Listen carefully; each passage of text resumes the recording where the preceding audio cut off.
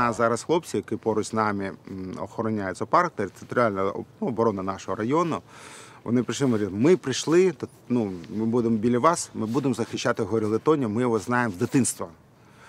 Тому як можна вивести символ Київського зоопарку, у людей не буде мотивації захищати нашу країну. Хтось захищає свою родину, хтось захищає свою домівку, а хтось захищає гори Литовня. Це дуже-дуже важливо.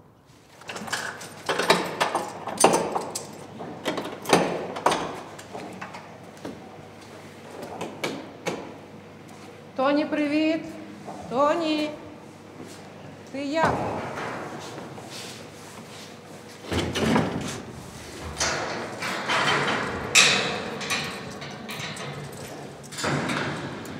Привіт. Дивись, що я тобі принесла. Він єдина горила в Україні. Більш ні в яких зоопарках горил немає. 8 серпня йому буде 48 років, а на людський вік це десь приблизно вже під 90. Є пропозиція, давайте гори Литовня відправимо або в Варшаву, або в Німеччину. Я говорю, хлопці, зрозумійте так, йому 47 років. І він дуже важко переживає наркоз. Якщо зараз ми його положимо в наркоз, і він буде ще 3 доби їхати до границі, це 20% успіху. Навіщо це робити? Він ще сумує за відвідувачами. Раніше ж відвідувачі ходили до його, він спілкувався з ними. А зараз відвідувачів нема, то він радий кожному, хто до його прийде і поспілкується. Да, Тоні?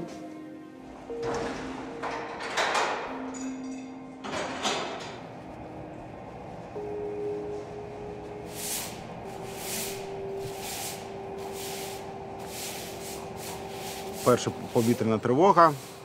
І зранку, 8 ранку, до зоопарку прийшли десь 30-40 людей. І хтось доїхав на своєму транспорті, хтось кого підвезли. І почалася дуже важка така робота, тому що зазвичай в зоопарку працює 340 людей, а перший день було 30.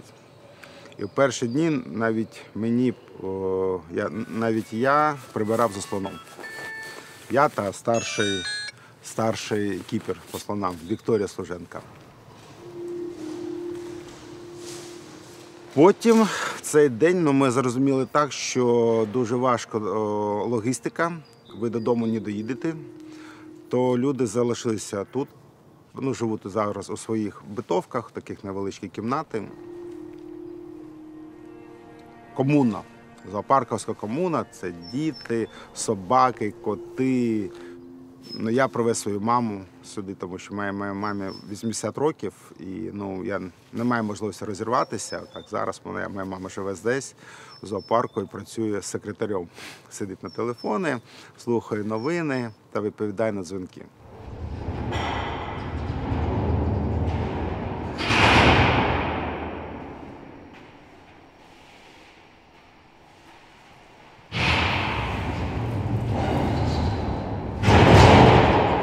Для мене зараз все це, що було, це 24 люте. У мене нема 25-го, 26-го, 27-го. У мене сьогодні теж 24 люте. І я досі живу в цьому дні. І навіть коли я нервувала, бо моя дитина лишилася в моєму місті, і я не могла ніяк її забрати. І коли мені все ж його сюди привезли, мого сина, тоді я вже заспокоїлась і наразі вже трохи відчуваю, що я живу. Борис, оберт. Давай, оберт. Ай! Не спіймав. Ану, хоп, лови. О, спіймав, молодець.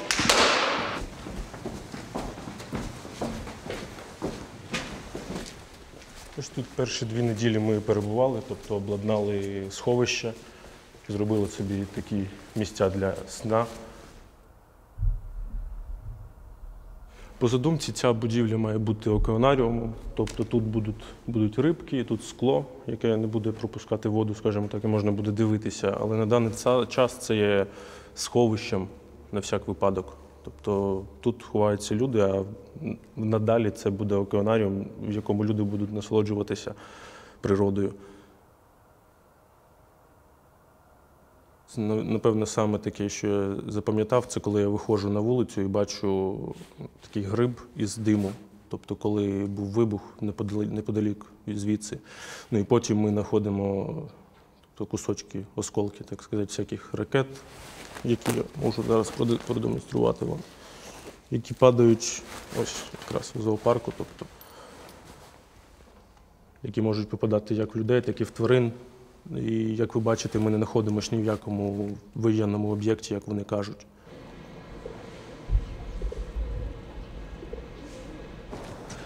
Скільки там? 4-й тиждень війни. Так, вночі поруч із Сеслоном дежурить кіпер.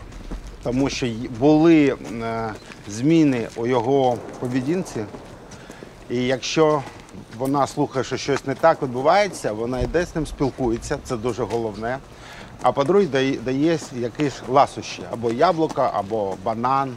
І так трапляється, що якщо він щось жує смачненьке, він заспокоюється майже одразу. І також присутність людини, яку він добре знає, на ньому теж заспокійливо діє.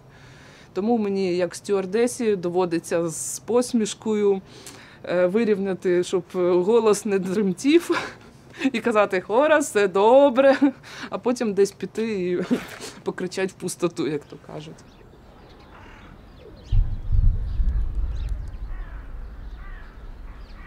Трішки вже загубився в часі, поки тут. Коли весь робочий день це прокинувся, пішов працювати з тваринами, потім там дивишся постійно за новинами, як це не на рахунок тривоги, як зараз. І потім ховаєшся і дивишся, що всі тварини також мали доступ до внутрішніх приміщень на всяк випадок.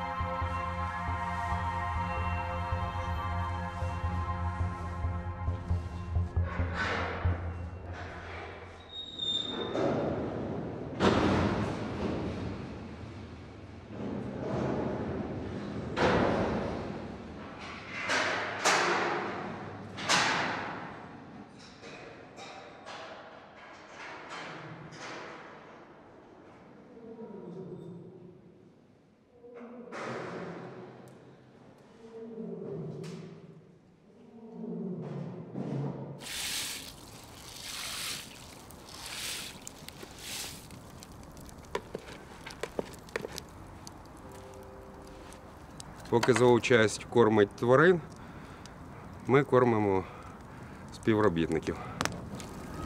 Ось така гречана каша з м'ясом.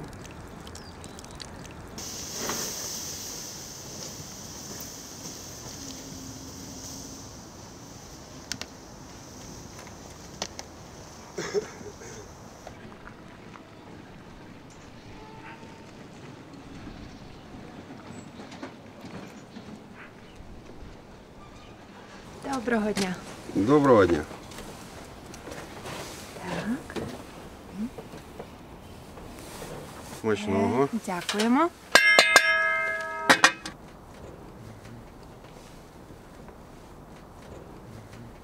Охранник нельзя там? Да. Ой-ой-ой. Пошли, отнесем. Сейчас возьму, надо отнести кашу. Чуть-чуть, багато ні. Що з коптінням я готов. Купили газ і купив щепу вчора. Курицю можна взяти. Хватить. Дякую. Точно? Да, хватить. Дякую.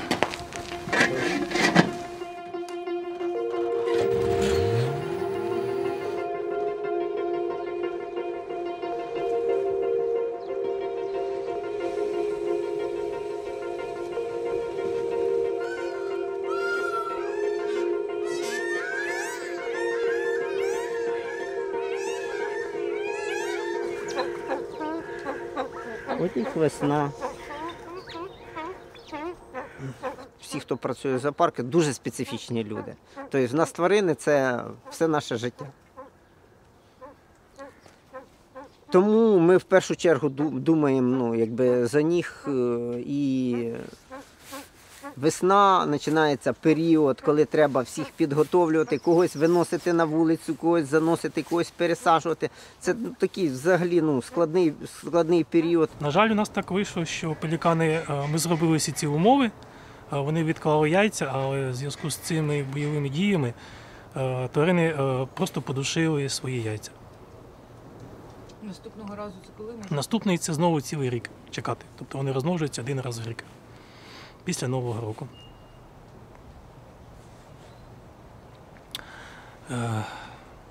Я своїх дітей нікуди не відправив, я з ними тут живу, і все воно залишиться в житті завжди.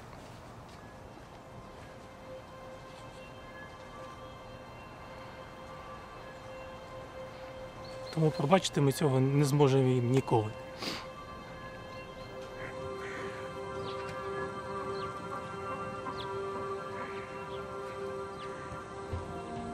У всіх різний характер. І той, хто себе знаходить, він першим своїм обов'язком вважає, що він має виконувати свою роботу, бути на своєму місці.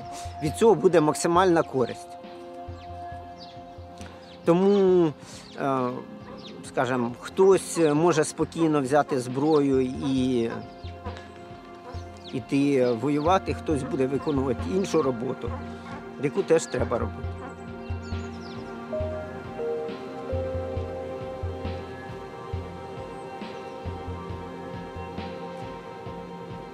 Хто сильний, хто напористий, він і перемагає. І так в нас зараз із нашими східними сусідами, з нашими загарбниками, вони думають, що вони сильні. Але те, що їх багато, це не сила. От українці сили своїм духом, своїм прагненням до свободи. Тому ми переможемо.